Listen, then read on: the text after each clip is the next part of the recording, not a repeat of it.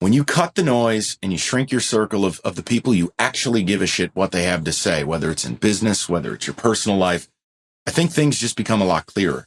And I think that the dialogue you get becomes a lot more real and valuable. Bam! What's happening, underdogs? Welcome to the True Underdog Unleash the Power with me, Jayson Waller, and I've got another episode of True Underdog Classic for you today, where I replay some of my earlier interviews from my True Underdogs early days. Now, in this episode, I'm replaying my interview with Detroit sports talk radio host and good friend of mine, and this guy is as good as it gets, Mike Valenti. I love Mike's energy. He's very intense, very in your face, my kind of dude. He knows how to command a room. He's well known for his strong views and opinions. Sometimes I don't agree with him, but he wasn't always like this. He wasn't always this self-assured. When Mike came on the show, we talked about how he developed his famous radio personality through the years of self-reflection. That's right. He had to learn how to be this person. We also discussed how he expanded into the podcast space and how he views social media. It was a really, really fun conversation. There's something for everyone in this one, so I hope you all stay tuned into the episode of the True Underdog Classic, Getting Aggravated with Mike Valenti. Mike, how are you doing today? I'm great. And now we have the audio right. Yes! I swear. Yes, audio is right. Swear to God. Okay, well, we share the same producer, so maybe that's the issue. That might be first problem. That might be Roberto's problem, okay? Might be first problem. Hey, so question is, go ahead and share with the listeners exactly, what you're doing, who you are. Let's hear about Mike Valenti. Yeah, so for people who aren't familiar, I do afternoon drive, sports radio, 97.1 The Ticket. I get yelled at for a living. We talk up until recently, we talk about sports. We obviously have more important things going on now. But yeah, I've been doing that since 2004. Okay. It's a different deal than you. I know you've had like several different processes, several different chapters. My career has, luckily, and I'm blessed to be in that spot. I've had this one massive chapter of 16 years down here, a couple of years prior to that when I'd left school. But yeah, that's the day-to-day of it. So you've got a successful afternoon drive radio show that I've heard when I first moved to Michigan. I was like, who is this guy that is yelling and pissed off and bad-mouthing? Say what you said to me the first time we met. Say what you said when you told me what you thought when you were listening. Go, why is this guy such a prick? I did. Yeah, I did say that. And you know what? You're kind of like that in person, but in a good way. At least you're honest. It's more real. endearing. Yeah, but you're real. You are a huge Lions fan. I am. You give the Lions That's some his shit. fault. That's not mine. Yeah, I am a Lions fan, guilty as charged. But things that you say are real. That's what I appreciate. Too many times on radio or anything, people sugarcoat everything. Yeah. And they want you to buy in so you can just like them.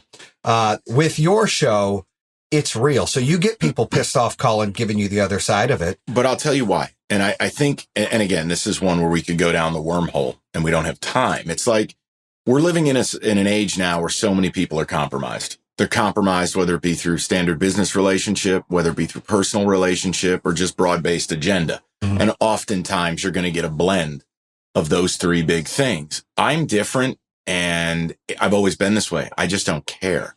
Right. I'm not interested in relationships with teams. I'm not interested in relationships with athletes. I'm not interested in anything really other than making sure my listeners and my clients are happy. Right. That's it. Now the key is clients know what they're getting with me. If you think it's going to be a cheerleader routine, it's not. If I don't use your product, I'm not going to say I use your product. If I do, I will. Mm-hmm. It's very simple. And as far as the content, the meat and potatoes of the show, I think the advantage for me is I wasn't from Detroit. And I don't go on the air and lie to my listeners. I'm not a Tiger fan. I'm a Yankee fan. Now, your team... That's unfortunate, by the way. No, go ahead. Well, listen, it's the first decade in like 80 years that we didn't win a World Series. So this was a down decade for us. Oh, yeah. But no, I'm just saying, like, if your team wins games, I'll be nice. And if they don't, I won't. And I think people have come to appreciate that because all that you get basically in sports media now are propagandists and lemmings and apologists. And that ain't for me. That's not what sports is about. Sports is supposed to be entertainment. When it ceases to be entertaining, we have a problem here. So it's very, very easy for me. You're basically saying they need to give you a better product to talk about. I would help, wouldn't it? So you don't have to get so fired up about it. I think that's a big part of it. Right. And I think a lot of what goes on in the world, but a lot of what goes on in sports is total BS. I don't know if this is PG or PG-13. No, you can say what you want. Well, it's bullshit. Yeah. I mean, you see these teams creating their own networks. You see teams hiring their own writers. That's propaganda. That's not honesty. There's not a shred of honesty in that. So I think for what we do, I think it's incredibly important to not do that. Right. And unfortunately, if you go around the country, you're going to hear a lot of hosts doing exactly what I do that are compromised. And it is what it is. I've been fortunate, and part of it is I've earned the right to do what I do. And it's not going to change, because if I'm asked to change it, I'll go somewhere else. I don't need it. Go ahead. How'd you get into this? Like, how'd this all evolve? And why have you stayed for 16 years, you said? Yeah. Well, I mean, it's okay. Honestly, you're going to laugh, but the way it all started was driving around with my dad in the summer, summer of 93, I think it was. And will Barry Bonds sign with the Yankees? And it was a whole summer of that conjecture. And you hear the voice from the box. And I grew up listening. The station out of New York was an old blowtorch AM station, the Fan 660. And you would get it where I grew up, about an hour and a half north, 2 hours north up the Hudson River. So immediately it was different. It wasn't the newspaper. It wasn't Sports Center. It wasn't highlights. It was this live, fluid thing, and people got to say. And you just kind of couldn't help but get into it. And the debate there would then go to, my then 13-year-old self and my dad. So I knew right away that's what I wanted. I never wanted to be a television star. I don't think I had the nose for TV anyways. I never wanted to. I didn't want to be a got a face for radio, right? Yeah. Bleach blonde. I mean, it depends what angle, but yeah, no. Everyone's hating on the bleach blonde hair. Larry Rodman. The fans will tell you the bleach blonde hair is hot, baby. It's hot. Jayson, it's totally natural. Right, it looks beautiful. It is natural. No, but that's what I wanted to do. Mm-hmm. Now, the getting into it, the Cliff Notes is, it's all I wanted to do. No one in my family had ever gone to college, so I didn't have any resource of how do I do this or help me with the process. I went to a pretty lousy school. We didn't exactly have a guidance counselor. He's talking about young school, high school. No, not state. He loves state. No, I mean, it's, I just literally, you will laugh. I went to the bookstore back when those existed. Mm-hmm. I bought a Princeton Review Guide. I found the top 10 journalism programs in the country, and I applied to the ones that I could remotely afford. Late 90s, you couldn't just borrow in ether. So I applied to all the standards. Syracuse, Boston University, because I grew up a Howard Stern fan. Love Howard Stern. Michigan State was on there, and I'd already liked State as far as athletics because I was just a weirdo. I was a different kid. Everyone on my block, old school New York, everyone's a Roman Catholic, Irish Catholic. They all like Notre Dame.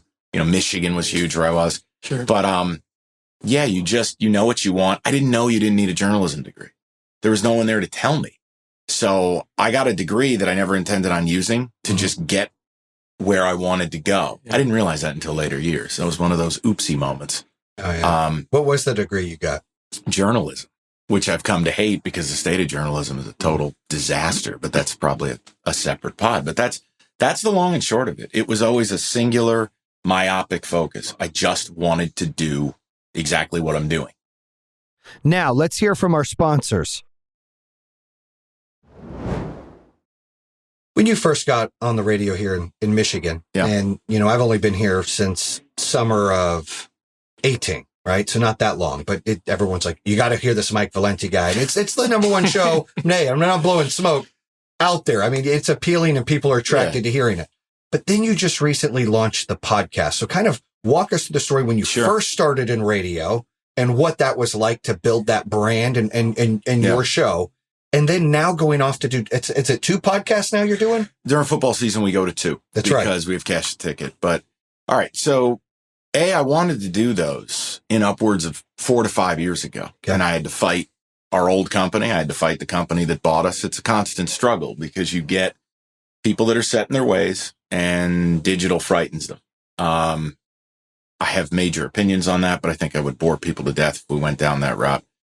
How it all started, though, I mean, I was doing radio in Lansing, where Michigan State's like right down the street, East Lansing. Mm-hmm. And, I sent 2 demo tapes. The natural progression is you just send a couple demo tapes out to Detroit. Like, where else? Grand Rapids had no appeal to me. And one station didn't have anything. They might down the road.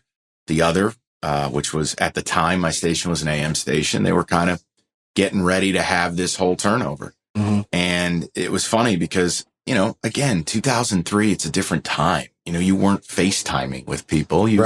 There was no... Cell phones were fairly new. Yeah. I mean, you were lucky you could send a text. So it was funny through the conversations with the program director at that time. He had this presumption that I was like 40 years old and I was 23. So it's that voice. Oh, yeah, right. Voice. Right. Yeah. But no, we finally met for the first time and he was looking around the room and I knew what he looked like. And he was like flabbergasted when he sat down. And I'm like, look, we're here. I'm like, if you don't want to hire me because I'm not 40, then let's at least have lunch and we can figure it out. And it was kind of me and my former partner, Terry Foster. We were the last ones to get put together. The whole station got put together. We were kind of like the uninvited guest. We were that last show. You've got this 23-year-old nobody. You got a writer from Detroit who's twice my age.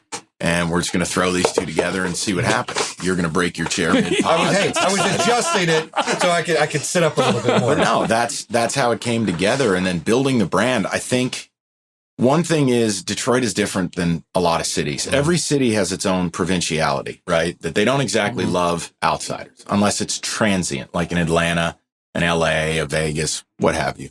But cities like Detroit, it's very provincial and it's not this welcoming place for outsiders. And, I think there's a pretty high degree of failure in what we do. You might get a shot, you might fail. It's not like people are going to be super welcoming and be like, who the hell is this asshole with a New York accent who's 23? So that was part of the biggest thing. It takes time to build that. But I knew right away, and Terry knew, we had something. We were different. It was kind of this odd couple thing. We were saying different things. We sounded different than the other shows. Right. And we just kind of put it together and we got some traction. And then the Tigers got good and that helped. You got to remember when you buy these really expensive properties that are sports teams, when they suck, you're taking away the oxygen. You're taking away the organic. I'm going to turn the radio on because I'm pissed off about this decision from last night's game. When teams are dreadful like they are now, you're in a totally different space. People aren't even paying attention. Right. So the Tigers getting good was like a spark, it was like kindling and lighting a fire. And then you had this show, which was me at 23, 24, where I was even more of a wacko and more incendiary. And I made plenty of mistakes. And then you had this kind of more calming influence of Terry, who was, I think Terry was in his early 40s at the time, maybe mid 40s. And we just kind of put it together. And then when you get a foothold, then you're like, okay, like they're not going to pull the plug on us. And now how do we do more? How do we get more? And that's where a person like me I've always had a massive chip on my shoulder. I've tried to work on it. No, come on. No, but it comes from the way you grow up and it comes from kind of when you're in this line of work, nobody really wants you to succeed. I mean, I think anyone who says that, it's kind of a bullshit rap. Like nobody wants you to succeed because it means you're going to take their job. The guy who is doing mornings isn't going to be like, bro, I'm really rooting for you. It's like, yeah, but you do realize if I thrive, it's going to come at the cost of you. And then you get fans and you get media in this town and nobody wants the new guy to do well. So I think, once you get a foothold, it's good, but you don't change. I've never really changed. I'm still me. Like I'm hyper competitive. I'm maniacal about it. I care and I still want to produce something really, really good on a daily basis. Like I hate the term licking the stamp. It drives me out of my goddamn mind. Like when you see people that are freeloading, but I don't get to control their path. I control my own. So once we built the brand and once we got a shot to do afternoons, then it really just took off. Then we flipped it to FM, where most radio stations that have a clue now who do sports are doing. And then all of a sudden, you're kind of opening your world to a younger demographic, to more people. And this was, 07, 08. And, even now, think about AM radio. It's a relic, not to be disrespectful, but like, who the hell's listening to AM? Not many. So once you got there, then it was this explosion. And then before you really realize it, you're a part of people's day.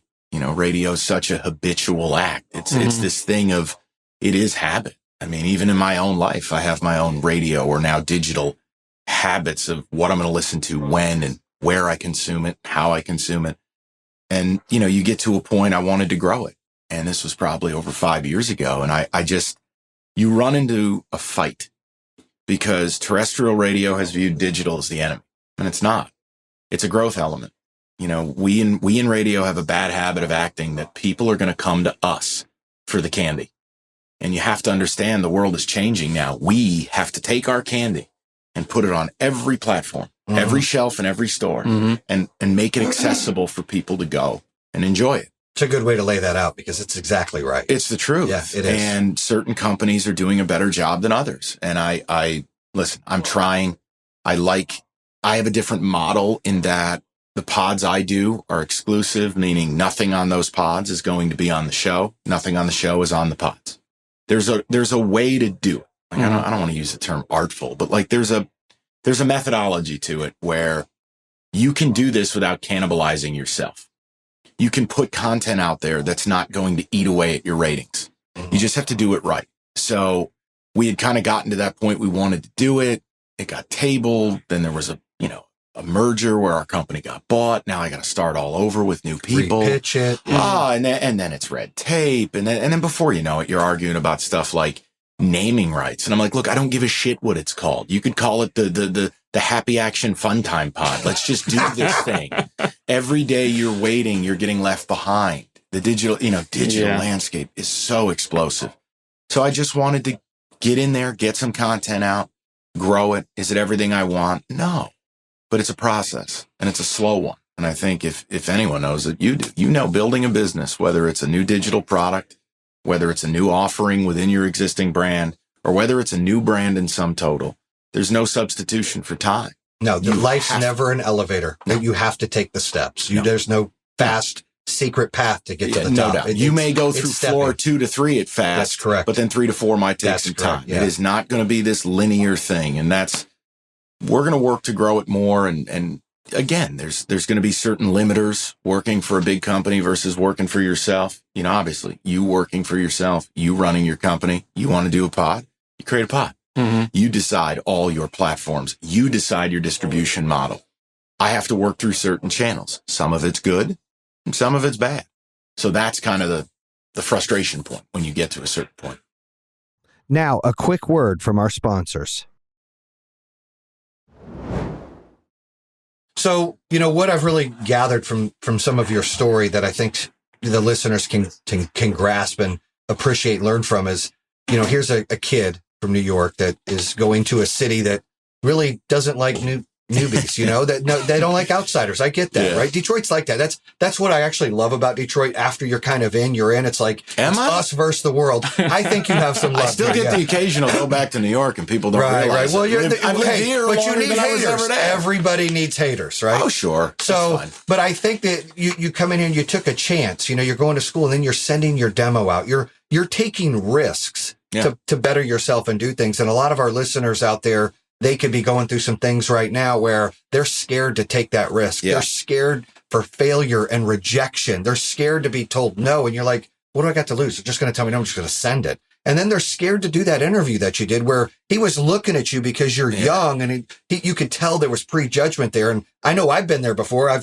There's jobs I had, I should have been promoted and didn't because of age, gender, race, whatever, right? Yeah. That happens all the time. But you were like, no, let's sit and do lunch and see where this thing goes. And you basically took the bull by the horns. And I mean, you really wrote your own destiny. You were not scared of rejection and you took a chance. Well, it's okay. So it's fear is the safe space. I think a lot of people, it's easier to be scared. You shut down and you just swim in that fear. And it's just easier because you never have to actually do anything. You're scared of doing anything.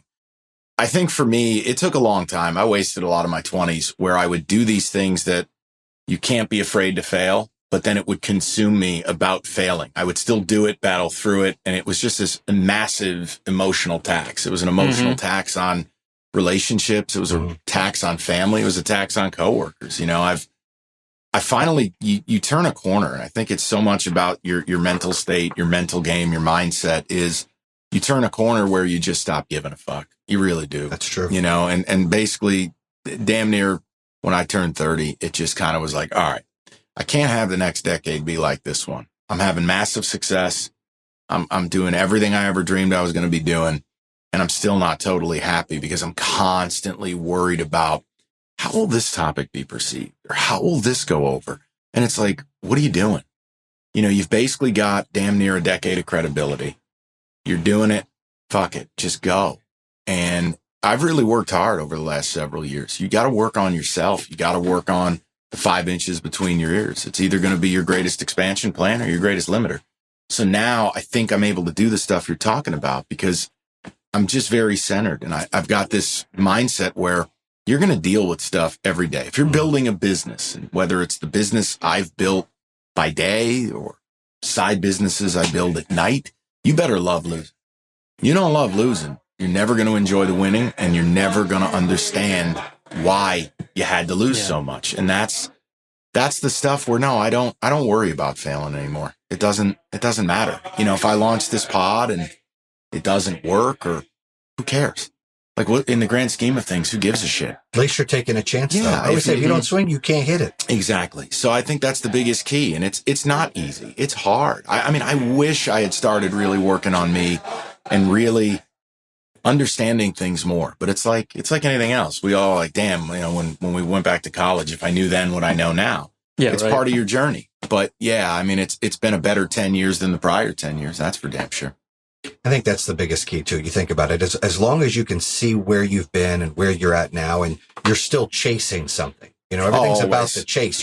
Once you get comfortable, you wither away. Yeah, once you're good where you're at, you wither away. You gotta have something to chase. That's where there's a frustration because you know, people be like, "Well, look, you got your show to #1 and you've stayed there," and I'm like, "It doesn't matter. I want to do more." Right. And that's, again, and I don't think I make any secret of it. I talk about it on the air, but that's where like frustration sets in. And then you start battling your company and you're like, look, I want to do more. So what's there? What's out there? So yeah, I mean, I'll take a swing at the podcast stuff and I'll tell you, hey, let's create this gambling show and let's try this.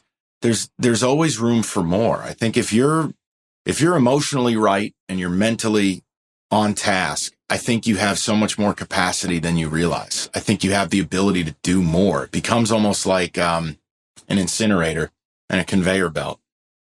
The incinerator never backs up. You just keep churning and burning. You take whatever comes on that belt and you go. And I think I've reached a point in my life now in my late 30s where I'm really operating at a better efficiency and a better kind of speed. And I'm able to just take, whether it's outside stuff that I have to handle as an adult that my listeners don't give a shit about, nor should they. I'm paid to entertain. I dance for dollars. I make sure I entertain you. Dance for dollars. But no, I mean, John was dancing for dollars last night. Let's not bring it up. Let's not bring it up. Leave it alone. Yeah. But no, I think you have to shut out the outside noise. I think as part of the reason I just quit social media years ago. It's not an issue of caring what people think. It's just all bullshit. Sucks you. It's just wasted energy. Yeah. I mean, I just found being myopic, doing the show, I know my employer's happy. I know my audience is happy. I know my clients are happy. Outside of that, none of it really matters. And I'm not one of the egomaniacs. Like, I didn't do this to become famous. That was never really a part of the equation. You could ask any of the guys who know me. I'd rather be off to the side. I turned down interviews. I mean, I did this because I like you and, you know, we've gotten to know each other. And I said, yeah, I'll do it for you. I turned down I'm not bullshitting. It's just, I turned down 90 of these. Mm-hmm. I have no interest. I like to go to work, kill it, go home, work on other side passion projects or things I'm doing, and then be a husband and relax. That's my deal. Like, I'm very easy. I'm not in it for the other shit. And too many times, you know, we were talking about this with a couple of the NFL athletes we had earlier this season on. People like look at you as, oh, you're just this radio person. You're just the guy on the radio. Right. And they forget that that's your job. Outside of that, you just mentioned passions. Oh, yeah. Wife, other things you want to do. There's real problems, real things going on that people sometimes forget. They just go, oh, he's on the radio. And that you're just that figurehead. Yeah. They don't realize that every one of us have real issues, real life obstacles, you know, family problems. Well, I build different on that. things, right? So it's important. I think it's a societal thing. I don't think it's just if you're an athlete or a public figure. I think that just exacerbates the general tone that we have as human beings now is we don't give a shit about the guy next to us. We don't treat our fellow man the way we should treat them. Sure. So naturally, when you put someone out in the public eye or you put someone out there who has a name, all that does is just exacerbate that general tone. And look, ultimately, I think it's social media is a huge part of it. I don't know if you want to go down that road or not. I just think we're going to look back at social media and we are going to shudder at the damage it did to society. And that might be in 10 years, 20 years. I'll just tell you this. Look at where bullying has gone. Look at where youth suicide has gone. Look at where the tribalism in this country has gone. And you can directly trace it to social media.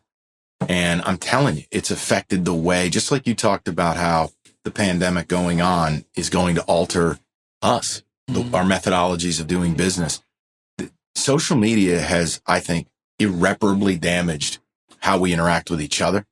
You know, you see husbands and wives going to dinner and they're not even looking at each other because they're both on their goddamn phone. You got people who never pick up the phone to talk to anybody. They just want to fucking text. It drives me insane. Yeah. And then you go to the worst end of it, which is it's just ad hominem warfare on each other. So that's probably a whole separate issue. But you giving that up in your field, giving up social media, that's a huge thing. I mean, everybody markets and advertises on social media, and you're just like, you're against the grain. You're like, nope, done. I'm going to get out of it. It is. I got to be that's honest. Nuts. I think I had just gotten to a point, and like I said, I mean, this is probably now 7 years ago, maybe. I just got to a point where I stopped caring, and like, it wasn't an issue of like calling the ambulance, but like, I think it was Christmas Eve, and this was back when I had Twitter, and it was like, yeah, I hope your whole fucking family dies in a fire or something like that. I'm like, all right, it's Christmas Eve. Now, is that really the road we want to go down? And it's like the last thing, and I just went, I'm done. Fuck it.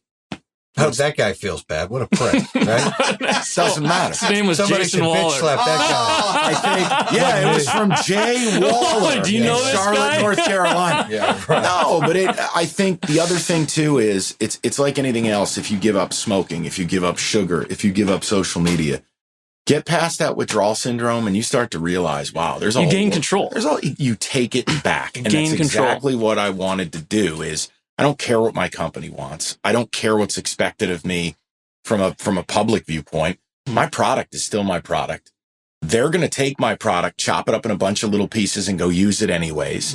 People will get what they want from me. You don't get any more of me. That's how it was basically my viewpoint. I'm done. There is no more of me.